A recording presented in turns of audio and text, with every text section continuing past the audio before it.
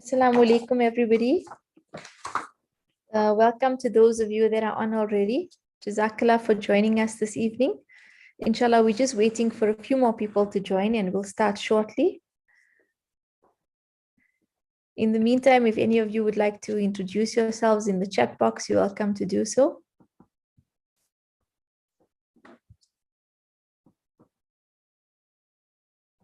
There's still a few people joining in, so we'll just let them join in and then we'll begin.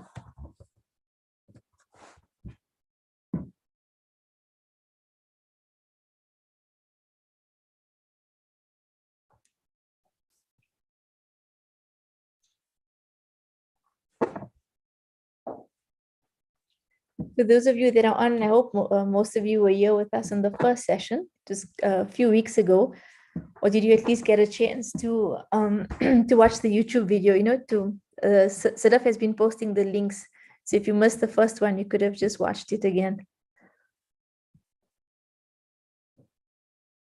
Okay, and then the program for tonight is quite brief, like the first session. Once a few more people are on, we'll begin. But it's just to welcome everybody. We're going to do a short presentation on the WMO Youth Wing. And then we got tonight's keynote speaker. We're going to have a presentation by Gaurav. And then we'll do a short Q&A towards the ending. And then we'll finish off with the dua.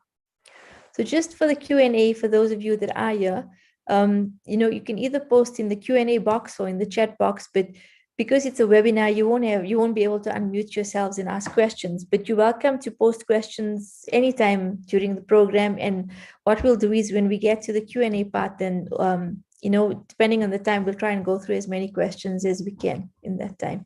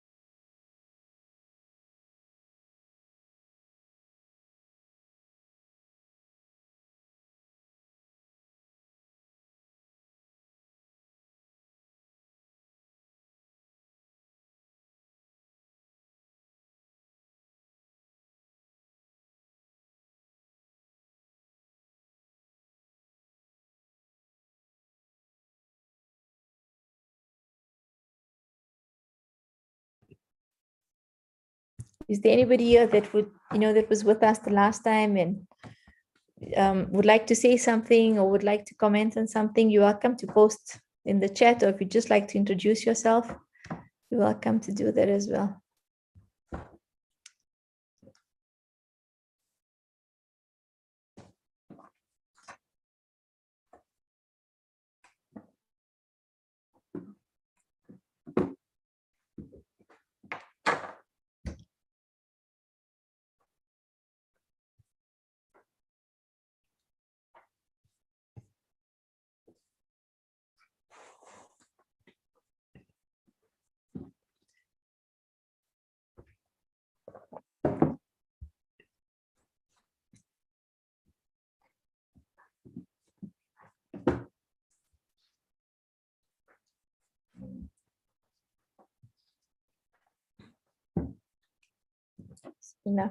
Okay, we're good to go. Okay, good evening, everybody. Assalamu alaikum.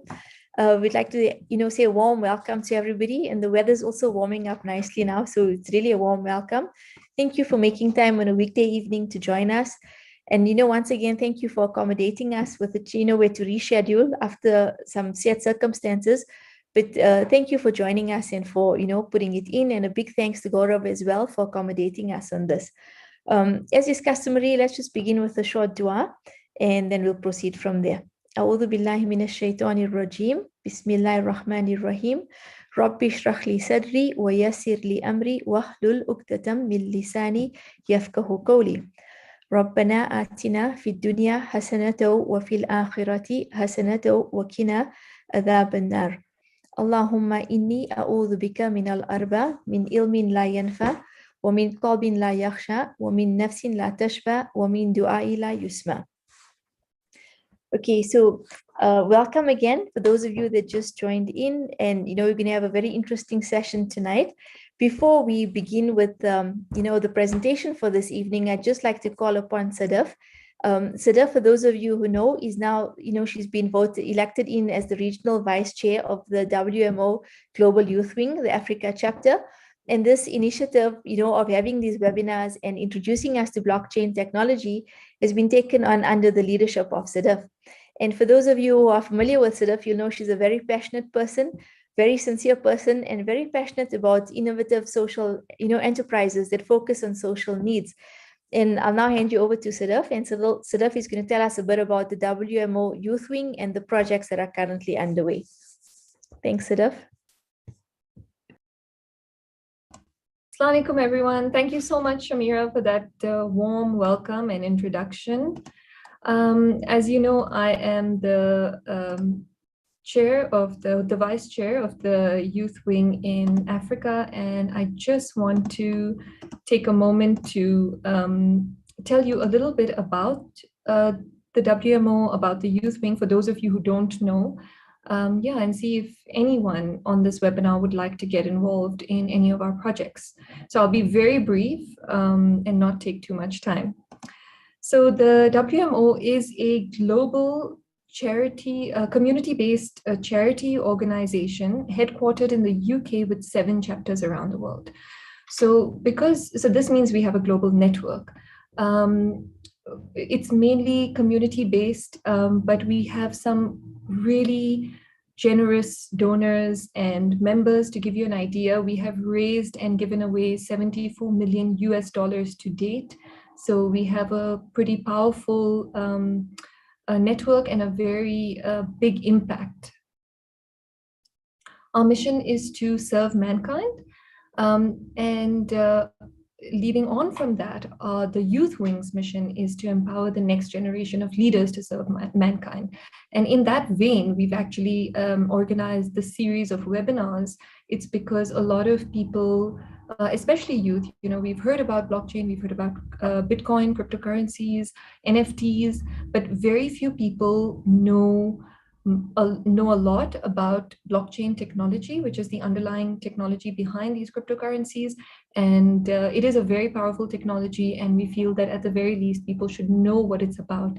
And hopefully you'll be able to leverage this knowledge to benefit you in your work and in your lives.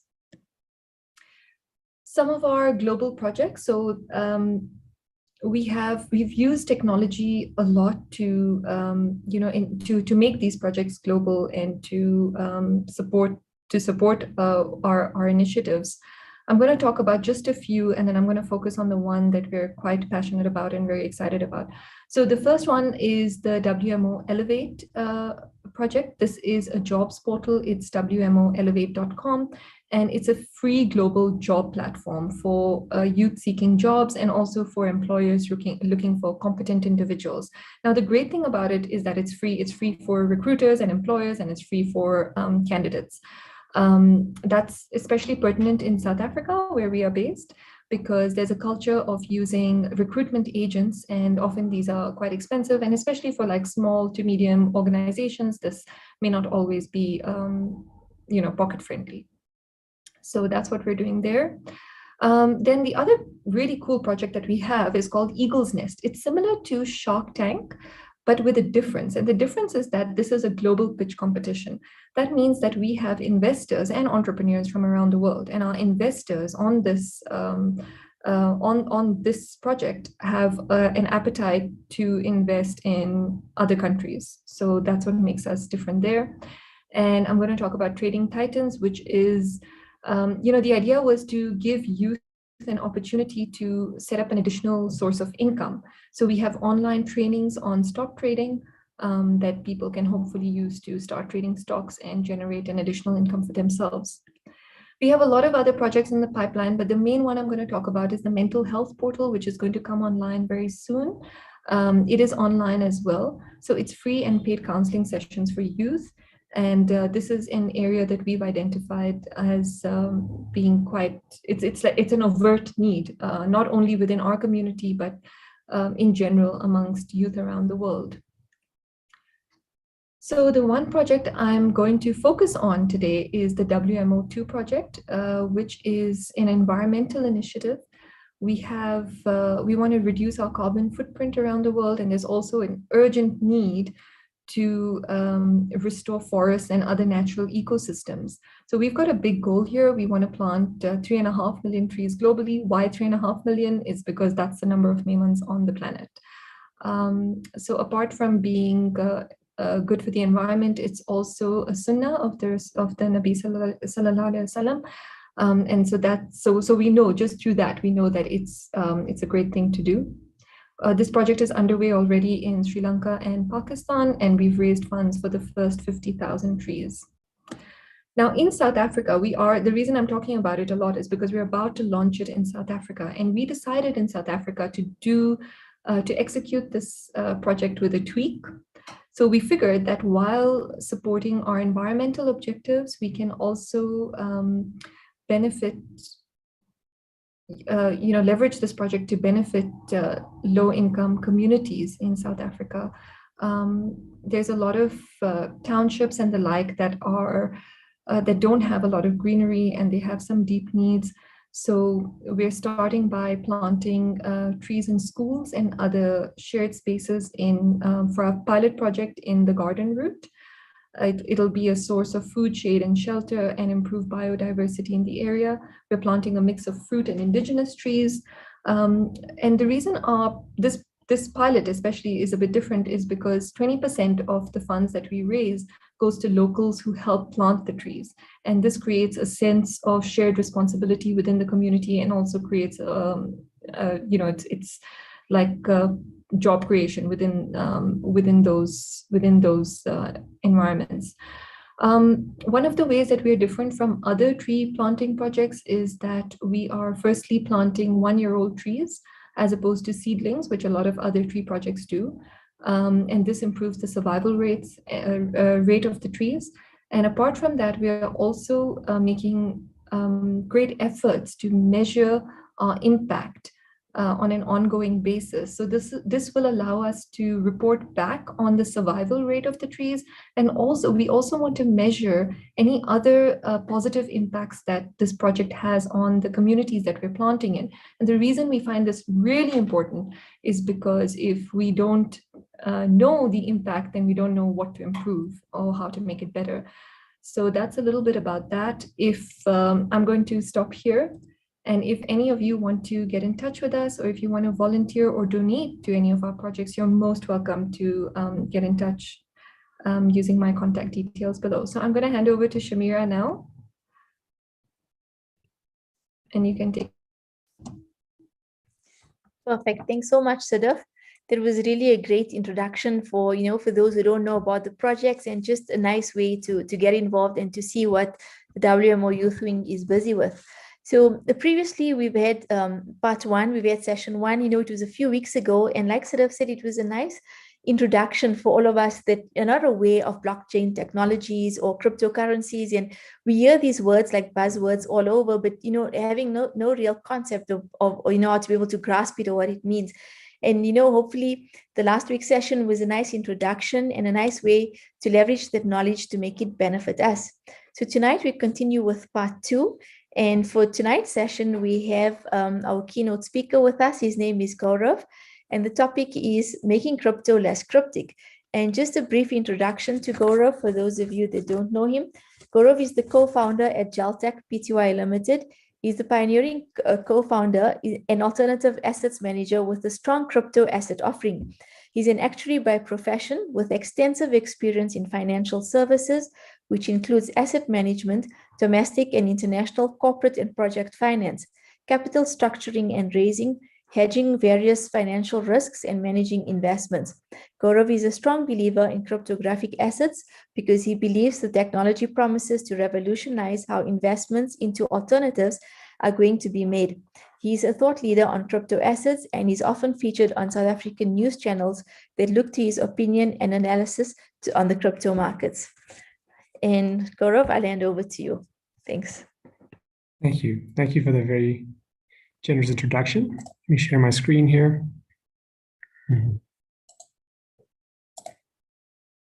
Okay, let's see this. Okay. So today I'm going to be talking about blockchain technology. And I'm trying to present a balanced analysis of blockchain technology. So as I go through the presentation and talk about blockchain and its particular use cases, I'll also draw attention to some of the cons of the technology and its drawbacks. And what I'd like to achieve with this talk is to take you through what I see blockchain's role being in the future. Now, there's a common meme or saying in the blockchain space. It goes something like this. It's a person saying, before I got into blockchain, I thought 99% of all the projects were either hype or scams. And now that I'm in the blockchain industry, I'm sure 99% of the projects are hype and scams, but that remaining 1% is going to change the world. And my experience of that has been pretty much that there's something very interesting here. So let me take you through that. So to start off with, and not to repeat too much from what was presented in part one, often people ask, what are blockchains? And in the simplest explanation is that blockchains are just decentralized databases. So often companies keep databases, and by their very nature, it's centralized. A decentralized database is one where there are many copies of the database that are being held by numerous parties all around the world. Now, the next question often comes up, which is, how does it work? How do many people independently keep the same database? How do we stop people from fraudulently changing some of the items in the copy that they're keeping, et cetera, et cetera? And the reason that I've drawn a line through the point, how does it work, is that I think it's a red herring. There are many technologies out there that most of us don't understand how it works. And I've put some examples down, like GPS, cable TV, the internet, et cetera. We don't get into the details of the satellites and the fiber, and in the case of aspirin, the pharmaceuticals. The most important thing that we want to know is, what does it do, and is it safe? Also, I don't want to focus on talking about how it works, because there are thousands of videos out there on YouTube, etc., that explain this. So I wanted to focus much more on the technology. What is it good for? What are the current use cases? And what is its potential? So let's start with, what is it good for? Even as a database, blockchain technology has many drawbacks. There are faster, cheaper, and more efficient databases out there. However, these databases are centralized. To give you an example, when your bank keeps track of all of the bank accounts and how much money is in them, that's a centralized database. However, the bank is the person that controls that database. And that's good in certain respects. However, decentralization brings other benefits. So I'm going to walk through these one at a time. So one of the first benefits of decentralization, of having numerous parties maintaining a database, is that it doesn't require you to trust one party. Again, just to go with the example of the bank, there's a lot of trust in the relationship that you have with your bank, even if you don't realize it. You trust them to keep your money. You trust them to give you access to it when you want it. You trust them to make payments, etc. And any person that has somehow not been served by this system can actually then realize the amount of trust involved. Sometimes this is a positive part of the system. When all the banks started unbanking the Gupta companies, I think all of us would support that.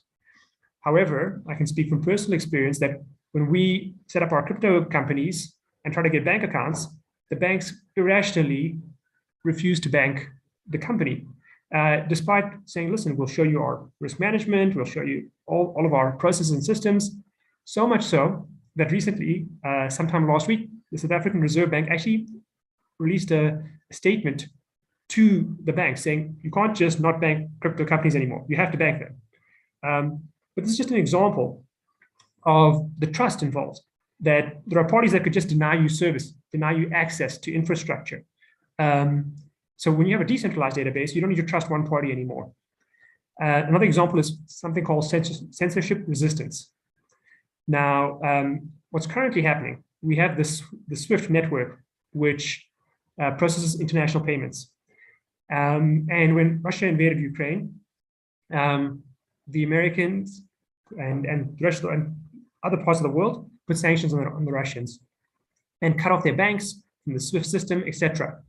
Again, in that case, many of us would agree with that, say that's actually a good thing that they did. However, often when such actions are taken, we might not always agree. And it is often the case that the powers that control these systems, they do to drive their own agenda, not just for what they think is right. So a system that is decentralized, it becomes very difficult to censor someone, to deny them access, because there are many parties that are operating the system. And so it then allows for a system where no one can be denied service. And that system is neutral. And then everyone is more confident using that system as well as a way to trade, etc. The next point, permissionless, is along the same lines, that no one requires permission to use the system. Moving on to the next point, transparency. Sometimes this is seen as a positive, and however, it also has its drawbacks. The transparency is good for many reasons. For example, if you're using the blockchain and you want to make sure that, let's say, you haven't taken out too many loans, and all these loans are on the blockchain, and someone else who's lending you money wants to know how much credit do you have.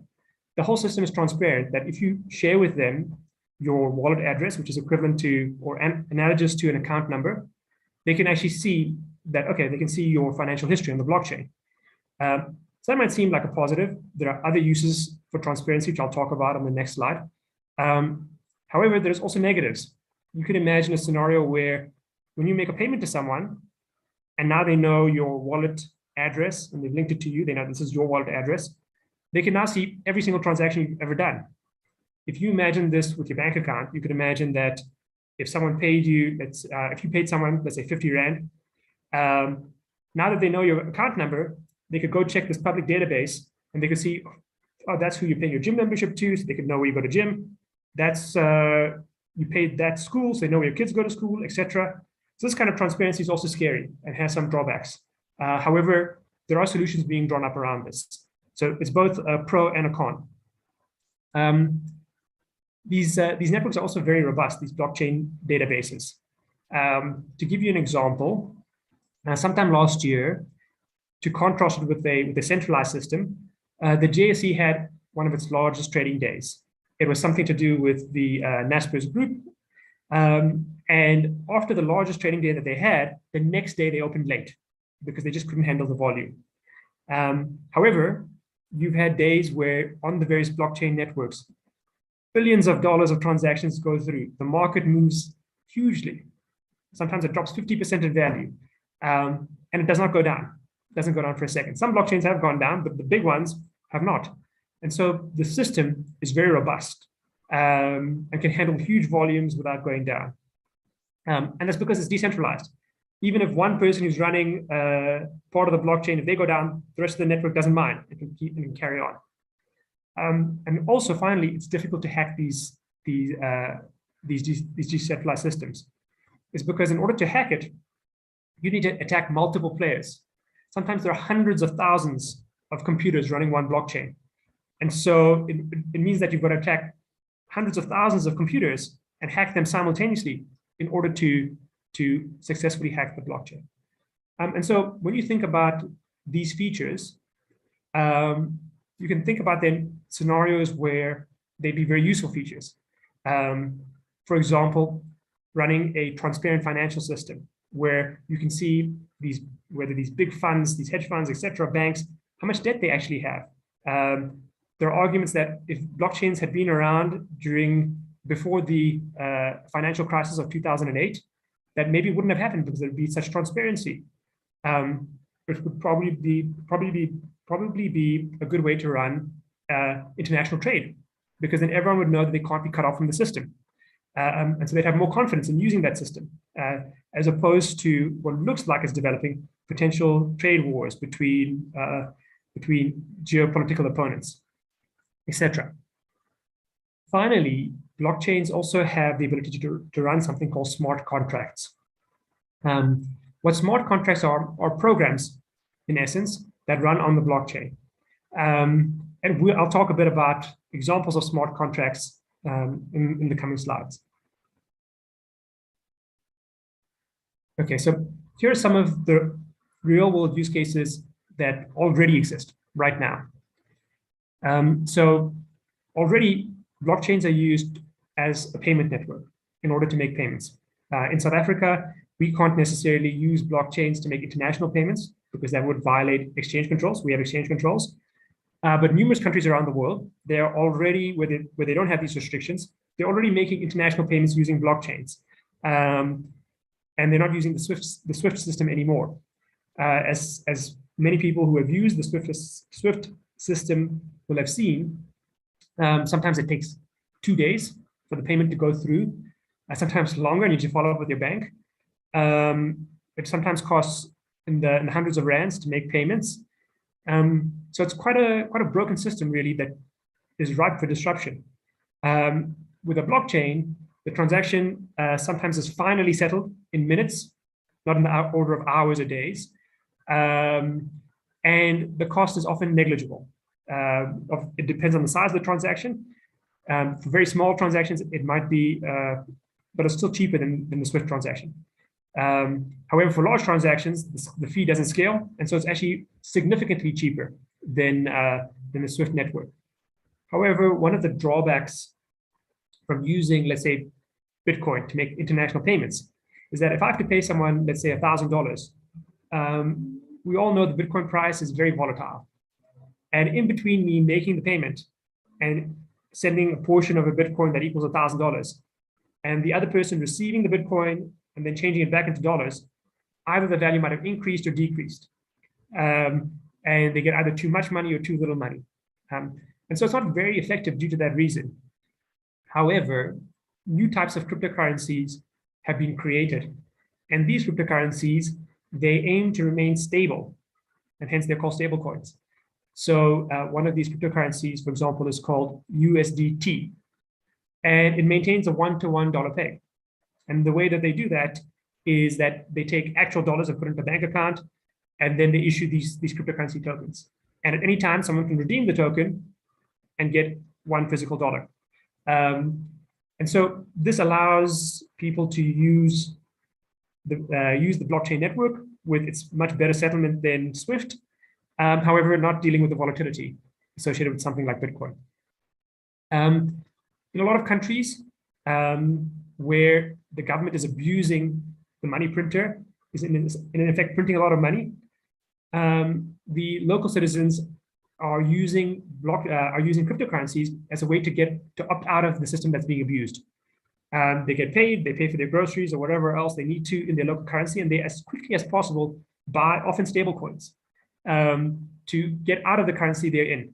And so people are already using it as a shelter for the countries that are experiencing hyperinflation. Then there is a whole new field called decentralized finance, which already exists. It's a current use case, and I'm going to save that for the next few slides. The other thing is donations and funding resistance groups. So currently, people are already donating money to Ukraine, etc. And the easiest way to donate the money is actually via cryptocurrency. Furthermore, it also has the effect of being able to reduce corruption. The reason being that due to the transparency of the blockchain, you can see every transaction associated with each address. And so if you know the address associated with someone, then you can see how they end up spending those coins. And so it's being used already to facilitate donations into areas where they don't have access to the banking network, or they can't take physical cash, and physical cash is obviously very easy to steal. And then finally, it's also being used for licensing and royalties. So what a use case that's developing, it's still a new use case, is to put legal rights and to associate it with a token on the blockchain. And then that token, whenever it changes hands, payments can go back to the original artist, if we take the example of artists. So one example is where people create digital art, and a lot of people question, digital art because you can just copy it. However, if you take it as a given that some people want to own the original version, there's interesting use cases in that in the code is built in that whoever owns that digital art, if they sell it, the artist gets a small royalty out of that. And this is often a great use. This is often a great feature for artists. When an artist is new on the scene, often their art doesn't sell for much, and later on, as they become more famous, that art changes hands for huge amounts, and they don't benefit from that increase in value. But if they get a royalty that's a percentage of that, then they benefit even from the increasing value. So let me talk a bit about decentralized finance, which is probably the biggest use case right now. So currently, there's many different blockchains out there. There's the Bitcoin blockchain, and all that's really good for is for moving Bitcoin around between different wallets. However, the second biggest blockchain by market capitalization, and definitely the most active blockchain, is called the Ethereum chain. And the Ethereum chain has much more functionality because it has this ability to create smart contracts. And what a smart contract is, it's a bit of code, as in programming code, that lives on the blockchain. And it's programmed to do certain things. So to give you an example, I could create a smart contract, and once I create it and put it out there, then all the various computers out there that are running Ethereum, they will then process the code. And the code could be something as simple as, let's say it's an insurance program. And what it says is that people can put money in, they pay a premium. And if a certain event happens, maybe I program that if there's a drought in Arkansas, then it pays out. And so it's a little mini insurance company that's running as code. People put money in, and if the event happens and data feeds into the contract saying the event has happened, there's been a drought in Arkansas, then it pays out a lump sum to the same people that put the money in. So in this way, people have created an entire new financial system, a parallel financial system that's running on the Ethereum blockchain. There are other blockchains out there as well that have the smart contract capability, and many programs are built on those too, the Ethereum one being the biggest one. And so what you have on the left is you have the kind of objects in traditional finance, currencies, central banks, etc., going all the way down. And on the right, what you have is this decentralized finance, which is the smart contracts that have been created and run on the Ethereum blockchain.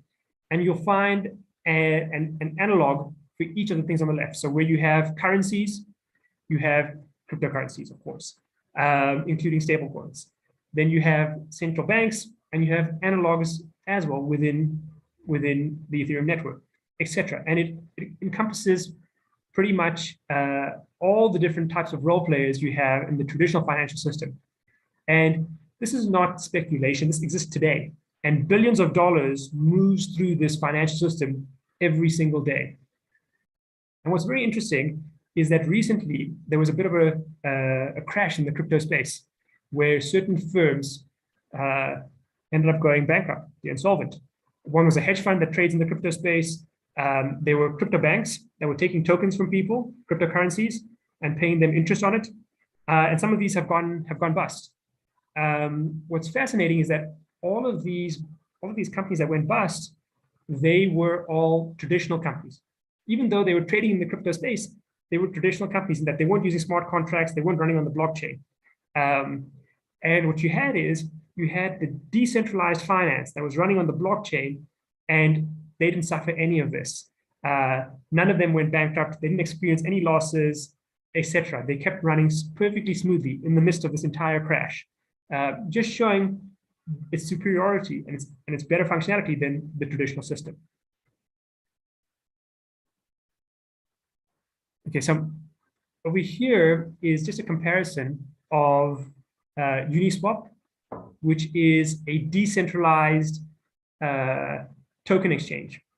And it's almost like a stock exchange. On Uniswap, you can exchange one token for another token, and it compares it to a bunch of centralized crypto exchanges. So if you look at this, and this is the only graph I could find, so this is from September 2020. So this picture is even better now, 2 years later. However, if you look at this picture, what you'll see that there's Coinbase, which is it's a crypto exchange. It's listed on the New York Stock Exchange. And you'll see that through Uniswap, more volume of crypto was traded through Uniswap than through Coinbase. What's really mind-blowing is that Uniswap is just some code that runs on the Ethereum blockchain. There were some people who created it, but after they created it and put it onto the blockchain, it runs with no employees. Even if the people that made Uniswap disappear today, it will still keep running. It's unstoppable. And it does more volume than Coinbase, which has thousands of employees. And at the time it listed, it had a market cap of $100 billion, and its market cap is in the tens of billions of dollars. And yet Uniswap runs smoothly 24/7 all the time with no employees at all. This is a good example of the potential of decentralized finance. Here's another example. So this is another protocol, another decentralized finance smart contract called Aave. And Aave is an automated bank. So how Aave runs is people can deposit tokens, they can deposit Ether or stable coins, etc. It then takes those tokens and it lends them out to other people, exactly like a bank. And it pays interest to the depositors and it charges interest to the people that borrow the tokens from it. And billions of dollars have been deposited to Aave, and billions of dollars of loans have been made. Once again, Aave has no employees. Yes, some people initially created the code, but Aave runs 24/7 all the time, a bank without any employees. And that's this graph here is just its volume, the volume of dollars that have been deposited and lent out through Aave. Okay, this is a further example of how much more efficient the system is. So what we have here is you have various financial institutions, the Bank of America, the New York Stock Exchange, etc. And you have their counterpart in decentralized finance. And what you'll see is the revenue per employee in the millions of dollars, right? So, and you can of course see that when you look at these, that the revenue per employee is a multiple when looking at decentralized finance. Right, so just to take the first one, with Bank of America, it looks like it's 3 million, somewhere around there, dollars per employee. And with Compound, which is a decentralized finance bank, it's in excess of $20 million. And that's, of course, ignoring the fact that actually when the code is deployed, actually, there's no human beings needed. This is taking into account the human beings that created it in the first place. And so again, it's just a picture of how efficient the system is. And it's an argument for why it's likely that it's going to disrupt the financial system, blockchain technology. So now just to kind of take a step back and put this into a broader context.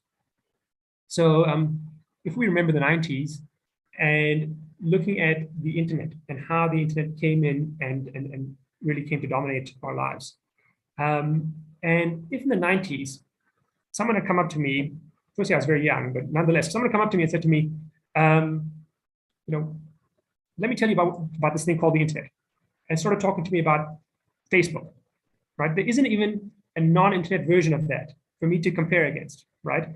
And said, it's going to be people, and you'll be able to talk to them and see their pictures, etc. I would not have believed that would have been one of the biggest companies in the world, right? Wearables, technology that tracks your heart rate, etc. And process it in the cloud, so on. the allocation of assets. So allocation of assets is a fancy way of talking about things like Uber. And what Uber does is it efficiently allocates cars to people that need rides. The Internet of Things. So more and more, the internet is being used not by human beings, but by sensors. There are sensors on geysers that let you know if your geyser is going to blow up or stop working. Sensors on solar panels that as energy is being generated, if one stops working, it sends a message to someone to go fix it, etc. Navigation, GPS navigation. So in fact, most of the use cases of the internet were not even imaginable back then. The basic use case back then was email and text communication, replacing phone calls, faxes, and meetings, etc. That was the basic use case. But however, there was huge promise of what it could do. We, of course, could see that, or we did see the dot-com bubble, right? And in 2001, the dot-com bubble burst. And so there was a lot of excitement about what was to come. And so sometimes that exuberance carries out, and there's been a similar thing with crypto as well. There's been a lot of exuberance, and the prices go up as people start to see its use cases. People also then just see other people making money, and they don't want to miss out. They want to make money too, and make money quickly, etc. And people get caught up in scams and so on. So it's got some of those features, and the internet is a good case study of what is likely to come with blockchain. But let's continue with the analogy. So what is the basic blockchain use case? And the first thing that blockchain is going to disrupt is the financial system, right? Even if nothing else comes out of it, and there's a whole bunch of things we can't imagine that blockchain will be used for in the future. There's a lot of speculation of what that could be, but we can't imagine it right now. The thing that it is primed to replace, just like the internet replaced text communication, is to disrupt the financial system. And to give you a size of the scale of that, the market capitalization of all the banks and insurance companies, etc., is estimated at $22.5 trillion. So the blockchain, if you take all of the cryptocurrencies, their market cap is somewhere between, depending on the day, between $1 and $2 billion. But if you take that, that's already just going to be a 10x improvement if it just replaces the financial system. However, what we saw with just like when the internet started to replace things, is that it didn't just take over the market cap of the old thing it replaced. When Netflix replaced Blockbuster, it didn't just take over the market cap of Blockbuster. When Amazon replaced Barnes and Nobles, etc., it in fact did a multiple of that, because that efficiency that it unlocks by doing things better unlocks a lot more value. So here's some research from ARK, which is a fund manager in the US. These numbers are a little bit out of date because I haven't updated from a couple of weeks ago, and further, their report was a few months ago. But the point, I think, is clearly illustrated here. So they estimate that by 2030, the market capitalization of Bitcoin alone will be almost $30 trillion, right? Which is $1.36 million per Bitcoin. The current Bitcoin price is somewhere around the $19,000 mark. So how do they make it up? It's not just pure speculation. How do they make it up? So they actually split it up amongst the various categories. They say, well, let's assume that we replace half of Swift's volume, and there's a market cap attached to that. Let's assume that in emerging markets where people abuse the monetary system, it gets 10% of that, etc. And goes through various use cases. And these use cases here are not wild. It doesn't require us to imagine a different world, a new technology that isn't invented. This is current use cases that people are using Bitcoin for already.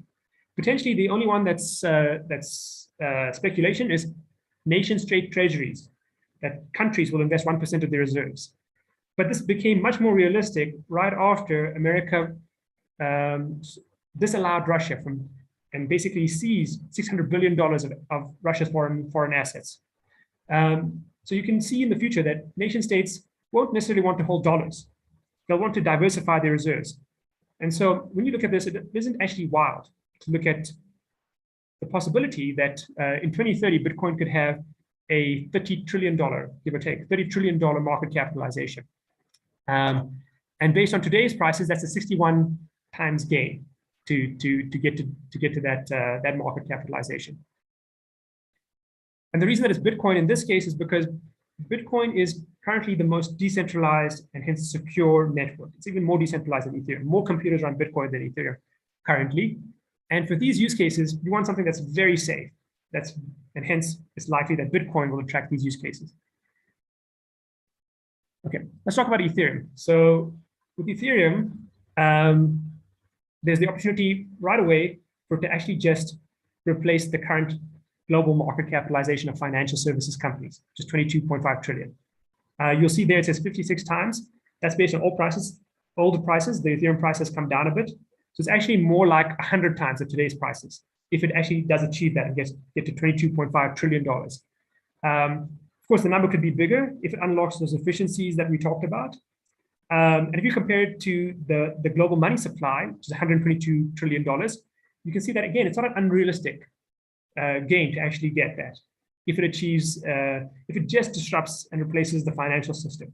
I'm not saying it'll go to global M2, it's just looking at how it compares to that to see if it's realistic. So how does one take advantage of these returns? And kind of each person is going to have to figure out their own financial situation and figure out what makes sense for them. And I definitely advise people that if they think of taking advantage of this, to speak to professional financial advisors.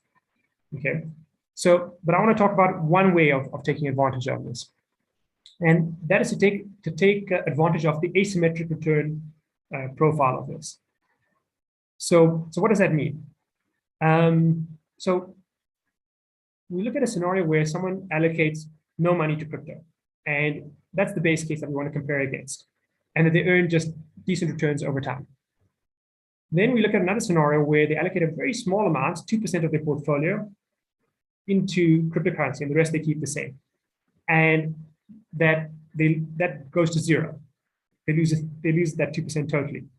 And as you can see, over a period of 4 years, they are roughly 3% lower than where they would have been. So it's not too bad. However, if that 2% that they've allocated does 20 times, then it comes to become 40%. It comes to give 40% of the returns in the portfolio. So this is the asymmetric nature. If you invest 100 Rand into crypto, the maximum you can lose is 100 Rand. However, it can do 20 times or even more potentially. Whereas if you invest in something else like Amazon today, Amazon had a time when it had asymmetric returns, but if you invest in Amazon today, it's very difficult for it to do 20x. The reason being that its revenue line has to grow so much. So the crypto assets are assets that have the potential to get widespread adoption, etc., and have this asymmetric profile that you can get a lot more than you can actually stand to lose. However, it's highly volatile, of course. Sometimes in hours, it loses 50% of its value. And so this isn't a short-term investment. If you're going to invest in, if you're going to take your deposit that you're planning to pay for your house 3 months from now and put it into crypto, then at the time that you need it, the market could be 50% down and you've lost half your deposit. So this is something which is really a medium to long-term investment. It's a part of your portfolio that, one, you can afford to lose. I think we're past those days where the major cryptocurrencies can go to zero, like Bitcoin and Ethereum. Obviously, there's a lot of minor ones that will go to zero. They definitely will. But nonetheless, a portion that you feel like you can afford to lose, and a portion that you're not going to need to liquidate soon. And it presents this opportunity to actually provide a decent amount of return into your portfolio if it pans out well.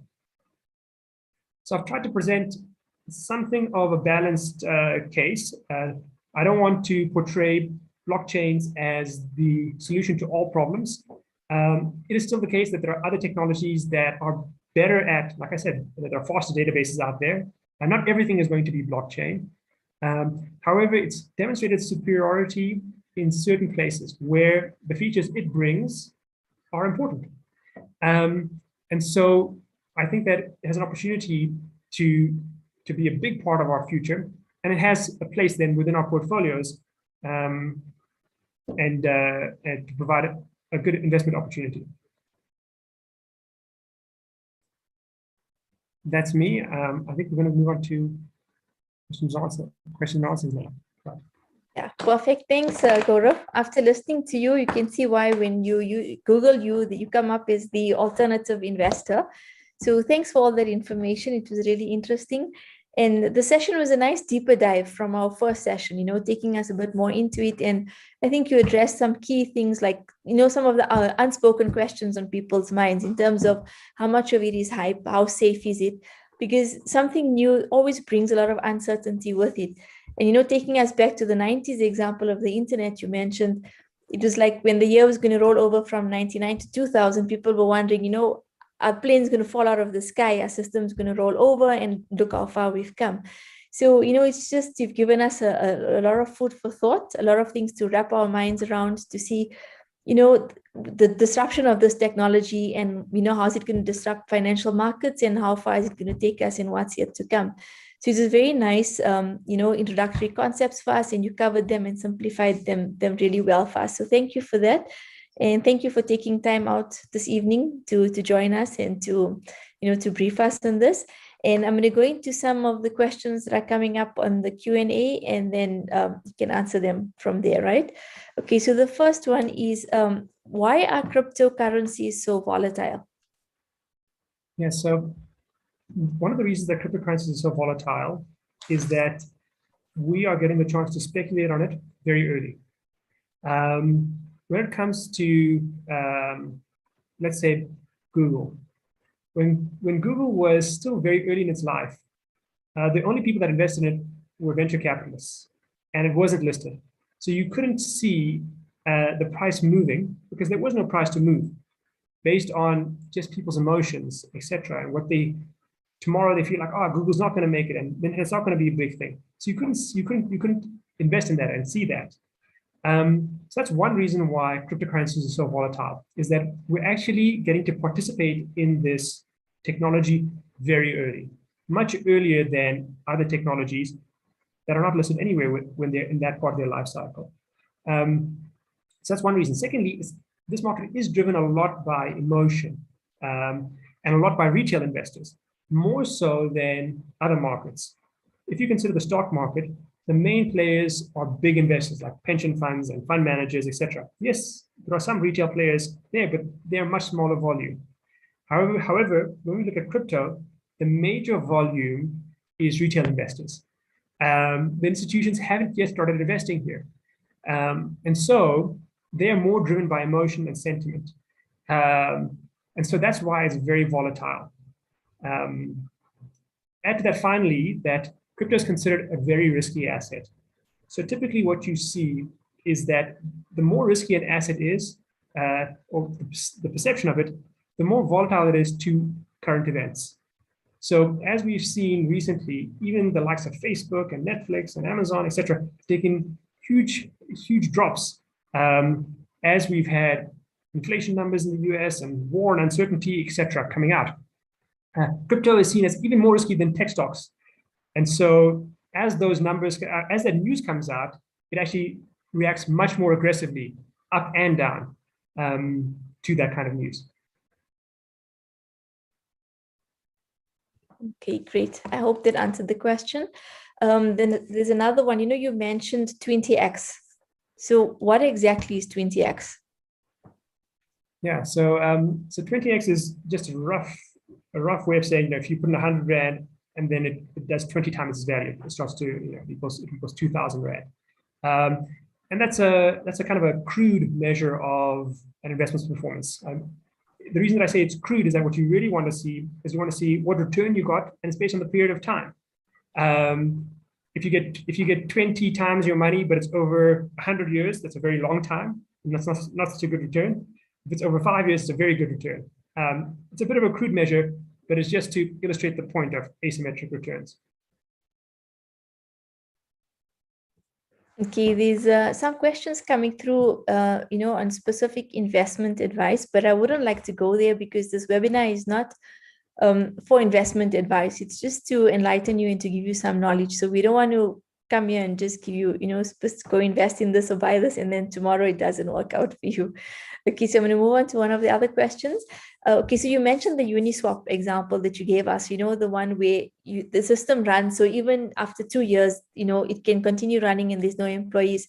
So with regard to Uniswap and its implications on the world, does this suggest that with an increased uptake of cryptocurrency and the increased efficiency, will this result in lower rates of employment and fewer employment options within that space?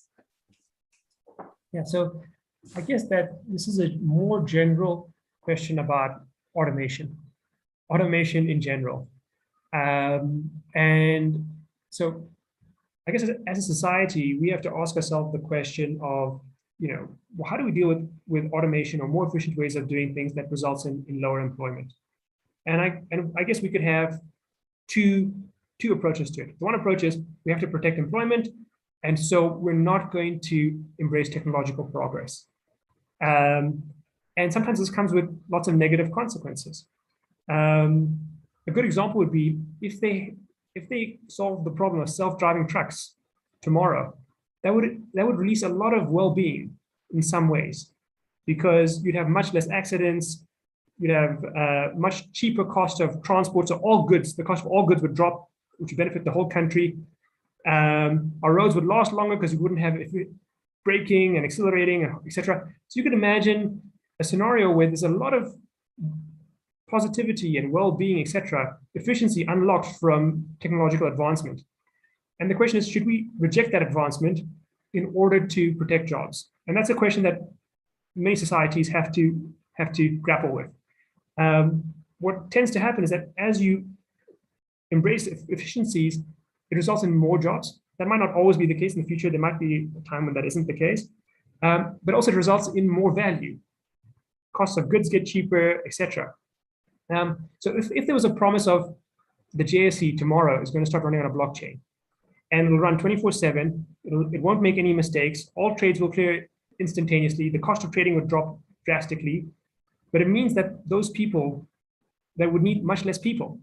Well, we can just imagine the whole impact for the economy of that would be huge. It would probably create tons of jobs throughout the economy. And however, I guess what we need to do is we need to work out, as these advances come about, those dispossessed people, how do we then find them employment elsewhere? And I think that's what we'd have to grapple with. Okay, so I think that's, what you're saying is so true, because we got to look at the pros and cons. And I think with like South African economy and job market and unemployment rate so high, it's like always a bit of a concern. And then, but at the same time, looking at things that work more efficiently and work better will always be, a huge benefit. Okay, one more question. In light of, and I think we might just round off with this question. In light of us speaking about WMO in our tree project and looking at our carbon footprint on this earth, and having being environmentally friendly, there's a question that's come across here that's saying, cryptocurrencies are known to be very environmentally unfriendly. What are the environmental impacts of cryptocurrency, and are there steps being taken to reduce this impact? Sure, that's a great question. So, I mean, it's a constantly raging debate in the crypto space. And the reason that people say it's environmentally unfriendly is because it's very energy intensive.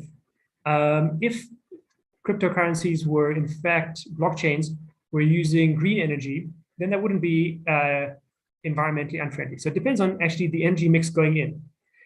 We could see a scenario where the global financial system is running on blockchain. And if that's what was happening, then we wouldn't necessarily be upset that we're using energy to run the global financial system. So the fact that it uses a lot of energy to run, it's almost making a comment saying, well, we don't think that's a worthwhile way to use energy. The second question is then, what is the mix of that energy that's going to actually run these blockchains? However, there's also other ways of running blockchains that you don't use that much energy. They don't involve mining. You've probably heard of crypto mining. They don't involve mining to run the blockchain. They involve other ways that are much more environmentally friendly, that are 99.9% more environmentally friendly. And one of the major blockchains, Ethereum, the second biggest blockchain by market capitalization and the most busy blockchain, that blockchain is actually going to try and swap over. It's currently using mining. It's going to try and swap over to a new method, a much more energy efficient method. There are a lot of other blockchains out there that use this more efficient method. And so we know that that's possible. However, what's very interesting is that Ethereum is swapping. It's the first time such a huge blockchain is going to try and swap over. And if it swaps over successfully, which is quite a task to do, and thereafter it runs smoothly, it keeps running without using mining in the future, then that actually creates an argument that blockchains probably don't need to use all that energy. They can run much more energy efficiently, in which case we'll then have all those benefits. Again, I say, imagine running the global financial system. And even if we think, geez, it's worthwhile to use all that energy from mining, from crypto mining, to run the global financial system, we wouldn't need to anymore. We'd actually use a much more efficient method. So it's a debate that's ongoing all the time. And it looks like it'll be developing more in the near future.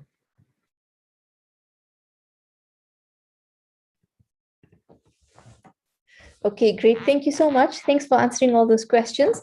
Thank you to everybody for joining us this evening. I hope we've answered all your questions. I hope we've whet your appetite to look more into these technologies.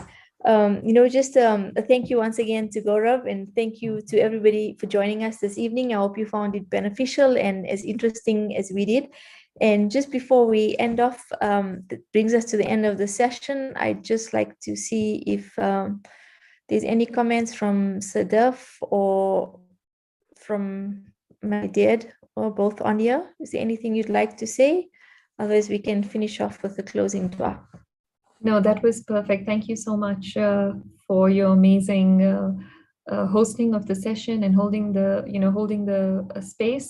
Thanks to Gaurav again for his for contributing your time. I know you're very busy, so really thank you for that. And I'll allow Uncle Faisal to say anything if he wishes.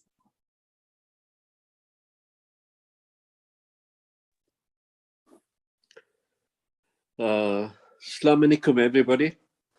Sadaf, thank you for arranging this talk about cryptocurrencies. I think, from the WMO side, we need to move along and participate, in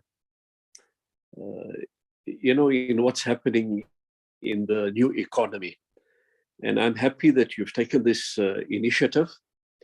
And I think we need to spread it a bit more, because I'm just a bit disappointed with the participant. I expected at least 70 to 80 participants to come along. But no, yes, it's a good start. We're moving along.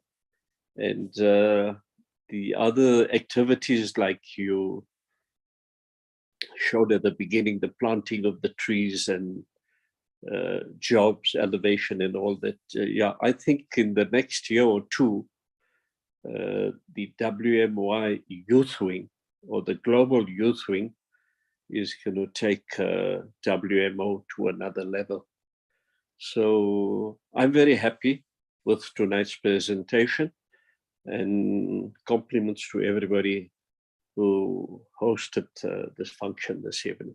Thank you, Sadaf. Thank you so much. Thank you to everyone. Thanks, everybody. Thanks once again for joining us. We pray it was informative and beneficial. And just to round off, we'll end off with a verse from the Quran. وَالْعَصْرِ إِنَّ الْإِنسَانَ لَفِي الْخُسْرِ إِلَّا الَّذِينَ آمَنُوا وَعَمِلُوا الصَّالِحَاتِ وَتَوَاصَوْا بِالْحَقِّ وَتَوَاصَوْا بِالصَّبْرِ سُبْحَانَكَ اللَّهُمَّ وَبِحَمْدِكَ نَشْهَدُ أَن لَا إِلَهَ إِلَّا اللَّهُ نَسْتَغْفِرُكَ وَنَتُوبُ إِلَيْكَ. Assalamu alaikum. Good evening.